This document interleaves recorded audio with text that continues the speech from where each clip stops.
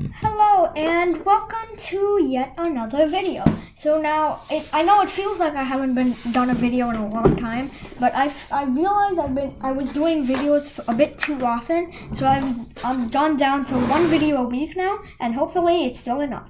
So today we're going to be covering an interesting topic. It's the types of cyclones. Extratropical versus subtropical versus tropical. Now these do not all have to do with hurricanes. This does. This kind of does. This does not. So, what is the difference between a tropical, subtropical, and extratropical storm? Well, first let's go to extratropical. So an extratropical storm is actually not tropical at all. In fact, the word extra in this case means opposite. It's not a tropical storm. So, any normal low pressure system, whether it's on land or it's over water, it's an extratropical cyclone. Extratropical cyclones are fueled by the patterns in the upper atmosphere. So, what do I mean by patterns in the upper atmosphere? So, well, if you go back to the terrible drawing of the United States, that's my representation of the United States. And that's the Gulf Coast. There, that's what I think is the US. I know it's terrible, but just... So, anyway, if this green line here is a jet stream,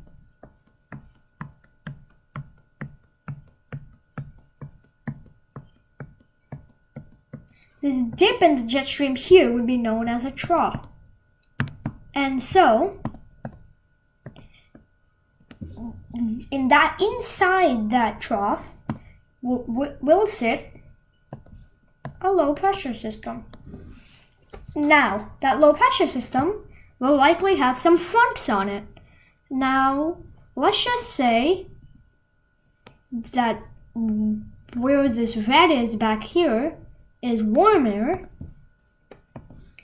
where this blue is here is cool air, and where this red is over here is more warm air. In this case, if we go back to lower pen thickness and switch over to blue, you'll see that it's warm, cold, warm. So between the warm and the cold air, you have the cold air in front and the warm air in the back. That is known as a warm front. And since the low pressure systems rotate counterclockwise, the warm front, with the cold in front and the warm in back, would be moving in somewhat around that direction. And if you ever see a weather map with the red humps on a line indicate a warm front. So yeah, you get the picture. And now here you have warm air in front and cold air in the back. That is known as a cold front. And a cold front would look like that. So in this example extratropical storm, the cyclone itself is getting its energy from the air masses around it, the fronts it has, and the jet streams it created. And through all of this, the storm gets powerful and powerful, and you get rain along the cold front, some stable air back here, and some unstable air back here behind the warm front. So with all of the stable, unstable, jet stream, air mass front systems working together, an extratropical system gets its energy. Now let's move on to the second type of storm, a subtropical storm. Now a subtropical storm, you usually see these at the beginning of the season. Now, at the beginning of the hurricane season, that is. Now, I'm going to draw a bit better graphic.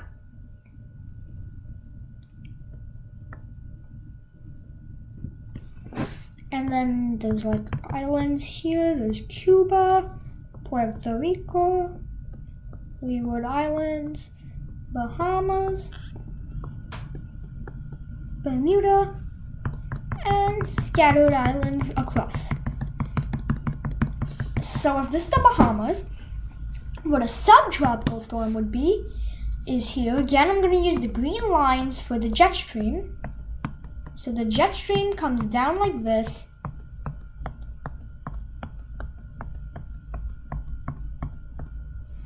And now I'm going to use pink to signify warm waters here in the Bahamas. So the water temperature down here beneath the jet stream is very warm. And so, as a low pressure system comes and settles in the trough, it gets fueled by the jet stream it has, the cold front it's probably setting up, a warm front associated with it as well, possibly. It's getting its energy from all of this, plus it's getting a little bit more from warm, moist air wrapping from the ocean and into the storm. So a subtropical storm will have both your extratropical characteristics and your tropical characteristics, which means it wouldn't have a classic eye as a tropical storm would, but however, it will have the high cloud top centering over a central low pressure point like a tropical storm will. However, it'll have large bands spinning out of it, and it wouldn't have a completely enclosed low pressure center. The clouds will be wrapping partially around it and going way far down in and out of the storm. This far down and out motion tells you that warm air is rising from the warm waters. However, the fact that it's not completely wrapped around itself tells you it's still getting some help from the fronts and the jet streams. So, last but not least, this one you probably have heard of the most. It's a tropical system. Now, a tropical system is a little bit different from the rest, in the way that, well, it's tropical. It's not extratropical, it's not subtropical. It's purely tropical. So let's have your scattered islands in the Bahamas and the Caribbean, Bermuda, there. And so, as I said in my hurricanes video, when a low pressure system sits off here, you get the jet stream going over here, but no fronts associated with the low pressure system at all. What do we have though? We have all the warm water we can get. A huge swath of warm water all across the region. Thunderstorms start to form as more moist air evaporates from the ocean and wraps into the storm from all directions, pulled in by the circulation. Cloud tops grow near the center of the storm, and the storm starts to rotate faster and faster, and the winds pick up on the inside, flowing inwards towards the center, up the center, and outwards. You have a tropical system. And like I said in my hurricanes video, tropical systems are rated by how strong they are. And if I did end the video right here, it would be a bit short, so I'm going to keep going. Because there's something I forgot to mention in my hurricanes video that I want to tell you now. The anatomy of a hurricane. So the anatomy of a hurricane is something like this on top. If you're looking at it from like a angle view, so that would be the eye right there. Now you have these banding features of tall thunderstorms. No, those are not tornadoes. This is over a span of, say, 600 miles. That's a long swath. So those are not tornadoes. However, those are bands that set up within the cyclone itself. And around these bands, and first of all, let's set up the warm waters. And because it's warm, let's shade it purple-ish. Not to hit pink, but purple's fine. So, warm air flows inward, and which way does the low pressure system rotate? Counterclockwise. So warm air will wrap in around the storm and enter the storm. Warm air happens to rise and cool air happens to sink. So warm air will enter these bands and go around the bands until they'll cross the storm and enter the next band, where they'll go around, cross the storm, and enter the eye wall. They'll go around and around the eye wall and keep rising through the eye wall, around and around the eye. It'll pop up the top, where it's so high up, nearly 40,000 feet into the atmosphere. It's cold up there. So the air becomes cool and slows down, then starts rotating the other way, clockwise and outwards. Believe it or not, there's a high pressure system on top of the hurricane, even though the hurricane is a massive low pressure system. But what do we get out of all this spinning motion going upwards right around the eye? Well, first of all, that's what creates the eye. Because the winds don't go exactly to the center, they just go up and around the center. In the eye of a hurricane, it is quiet. Like, seriously quiet. If you were in the eye of a hurricane, this may be a scene that you see. You'd see a large cloud circulation like that. Hurricanes' eyes don't get too big. They tend to stay small because they are the center of a powerful low pressure system.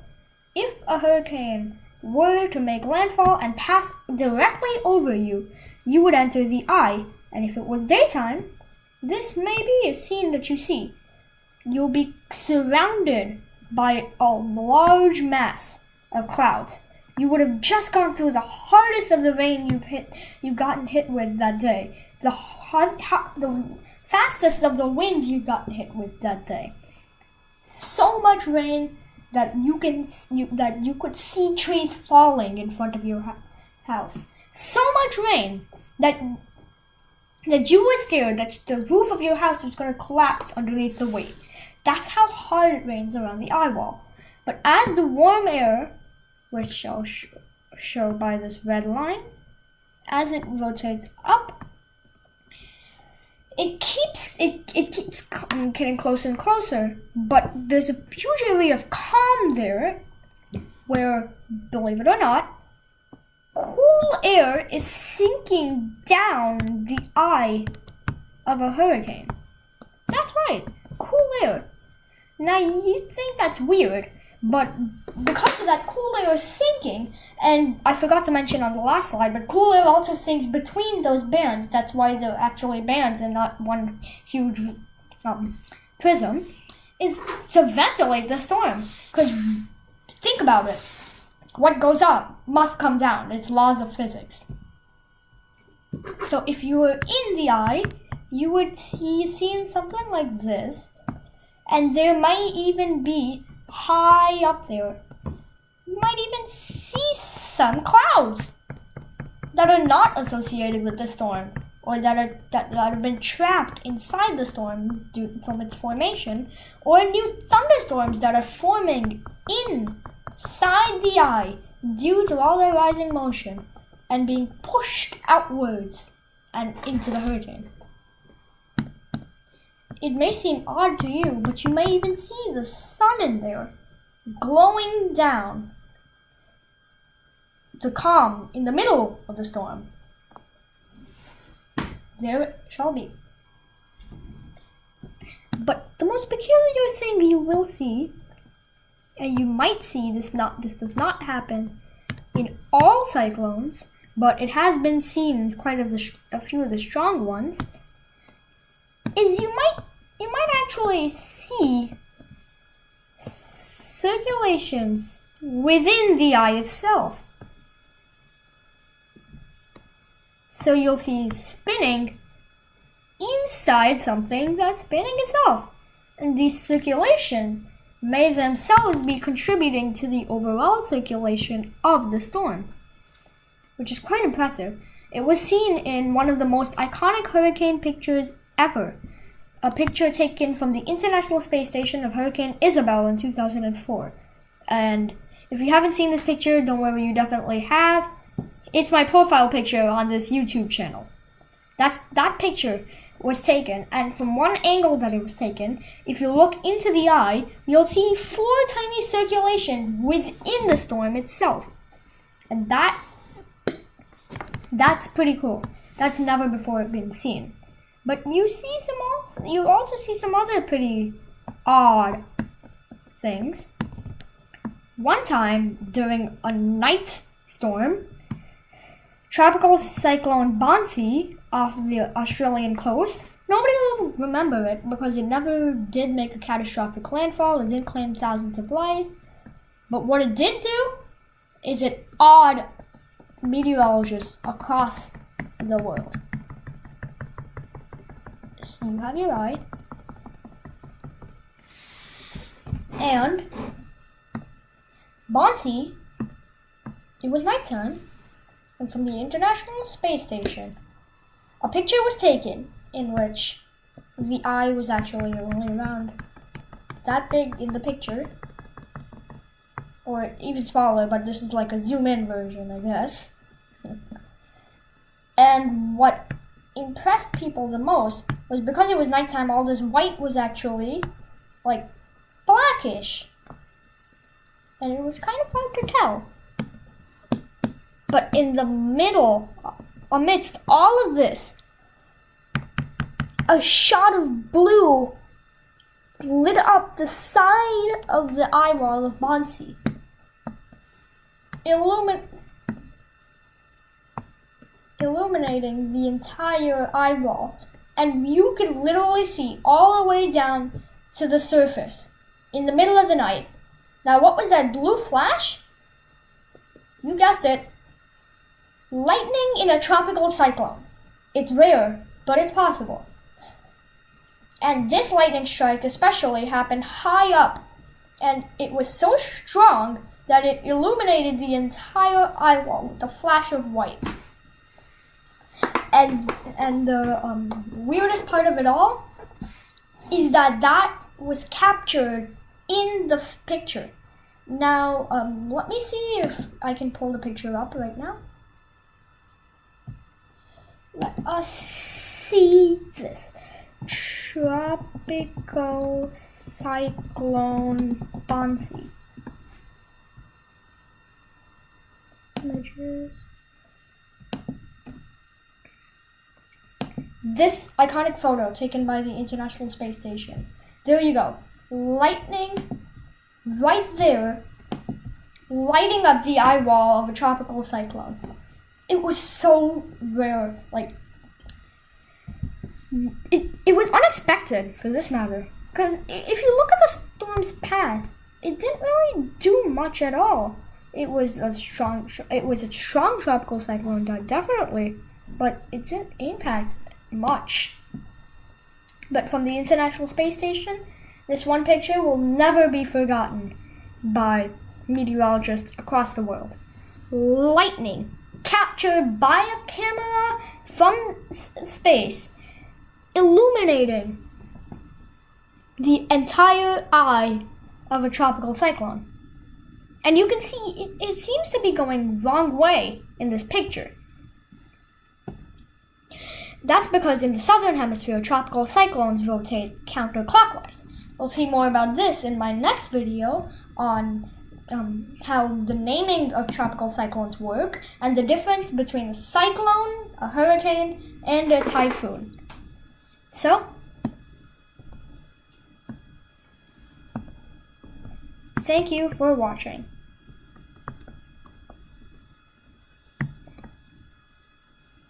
And my next video, as what I was talking about, will come out next week, sometime in the middle of the week, maybe on Wednesday, like this one.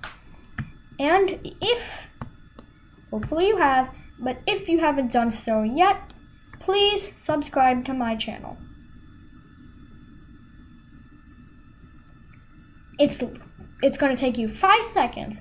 It's going to take you a much less of a time to hit the subscribe button or the like button on this video than it will take for you to watch this video. So please subscribe. Thank you.